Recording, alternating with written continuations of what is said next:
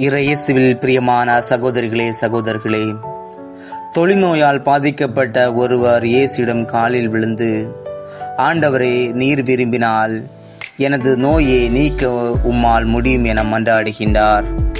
புனித Francis Assisi தொழுநோயாளர்களை அணைத்து கொண்டதன் மூலம் பயத்தை வெல்லும் அன்பினாலே கிறிஸ்து இருக்கிறார் என்று நமக்கு கற்றுத்தருகின்றார்.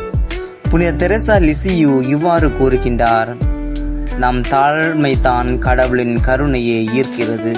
இயேசு நம்முடைய காயங்களை பார்த்து பயப்படுவதில்லை, மாறாக அந்த காயத்தின் மூலம் நமக்கு கட்டுப்போட்டு நம்மை சுகப்படுத்துகின்றார். நாம் உடைந்த உள்ளத்தோடு அவரிடம் வரும்போது அவரது இரக்கம் நமக்கு மீட்பளிக்கின்றது. ஜெபம். இரக்கம் நிறைந்த இயேசுவே, எங்கள் மனக்காயங்களை அகற்றி உமது இரத்தத்தினால் எங்களை சுத்தப்படுத்தி உமது அன்பினால் முழு நம்பிக்கை வைக்க எங்களுக்கு அருள் தாரும். ஆமீன்.